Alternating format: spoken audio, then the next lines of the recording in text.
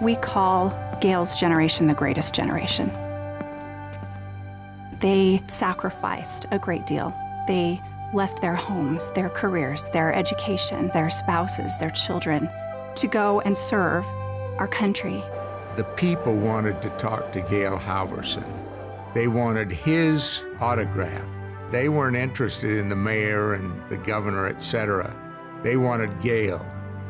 He showed resourcefulness in a time where there was need, desperate need, and was able to relieve suffering and give hope. The story of Gail Halvorsen was a remarkable moment, a remarkable time.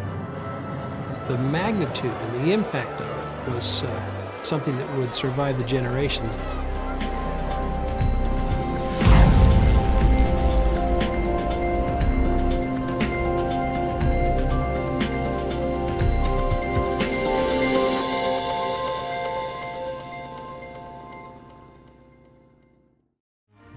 One of our gang, Lieutenant Halvorsen, loved the small fry. He instituted Little Vittles. It wasn't much, just candy bars on tiny handkerchief parachutes dropped to the Berlin kids. A great guy. We all gave Little Vittles candy and handkerchiefs. Good flying, chum. To the Berliners, the pilots are heroes. Modest heroes who say with a shy smile that it's all in a day's work. The children know better. To the kids, the airmen are also the chocolate bombers who drop them candy by tiny homemade parachutes and their friends. This is a personal task for these U.S. flyers, men who make up to 3 round trips to the German capital daily. The kids know what's coming up, and they won't be disappointed. A city supplied from the skies. No happier or more thankful recipients could be found.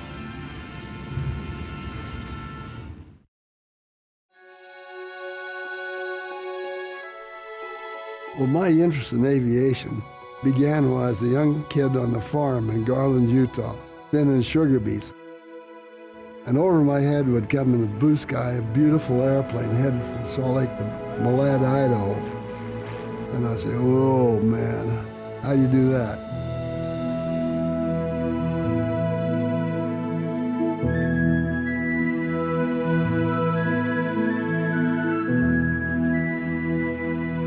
I first learned about the Civil Air Patrol in a little news clip in Deseret News.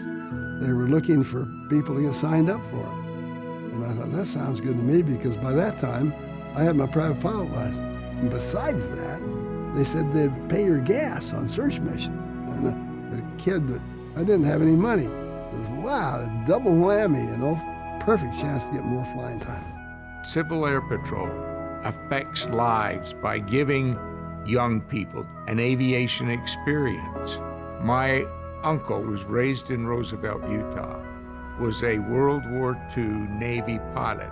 When he came home after the war, he started up a little air service out in Roosevelt, Utah.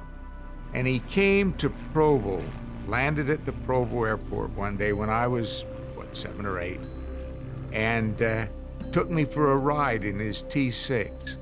All my young life prior to that, I had planned to be a cowboy. I loved horses, and I planned to be a cowboy.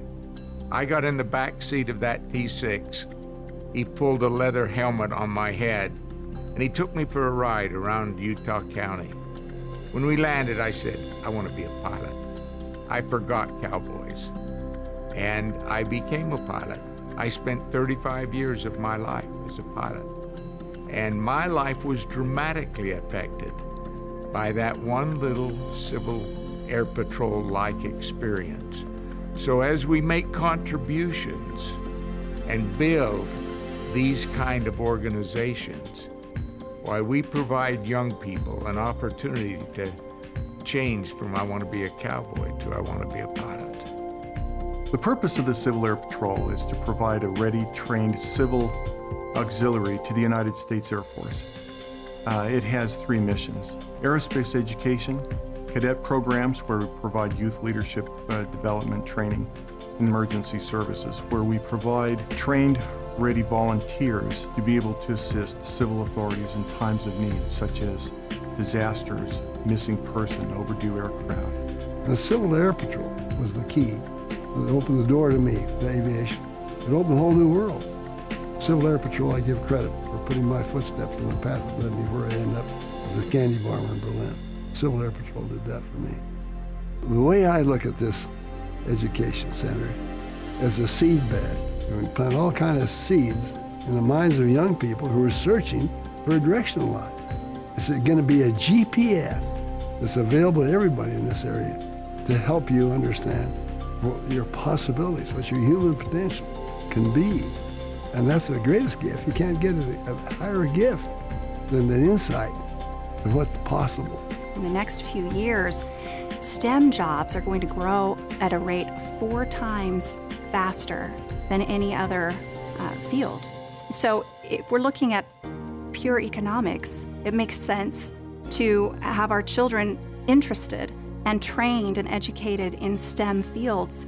And it's part of what makes our economy hum. It's part of what makes America great. It's part of what makes our lives comfortable. And so we need to be shifting more in the direction of helping our kids understand and get excited about STEM topics and STEM education.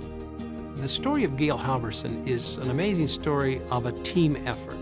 And he's the first, he's a very humble, very modest man, and he's the first to bring in the fact that so many others became involved.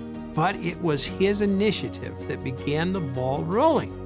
And not only others in the military and others that were involved in that Berlin Airlift event, but also the suppliers of chocolate and of gum and these kinds of candies and such that really came to the fore and responded very positively and became something of an international story just by virtue of how big the involvement level got. But it all started very modestly with one man, 2 sticks of gum, and a couple of children. He established a relationship between Americans and Germans that belies the animosity that existed during World War II. So I think it's a wonderful idea to not let Gail Halvorsen's story slip away into obscurity.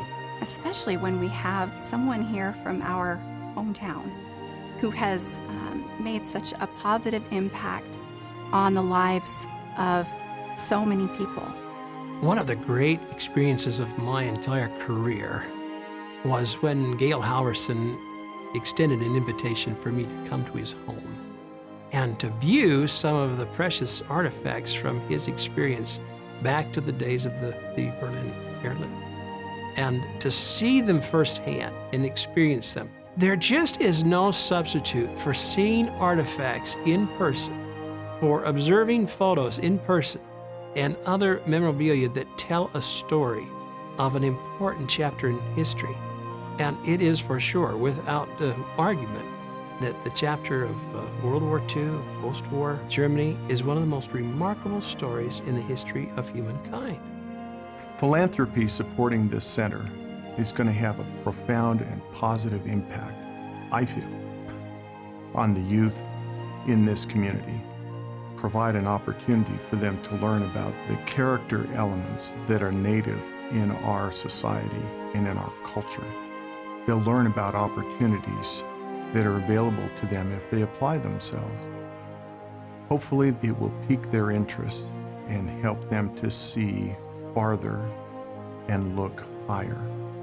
We would hope that they'd ignite an imagination of young people on what the future could hold for them in this farming country and community, to give them an idea of what's possible, and then give them a plan, a roadmap of how to get from here to there. I want to be a part of it. I know I'm going to contribute to help this to happen. So I invite anyone of like mind that just believes this is how we hand the baton off to the future generation. Teach them history that matters. I hope that others will join in that goal. Help this to come to pass.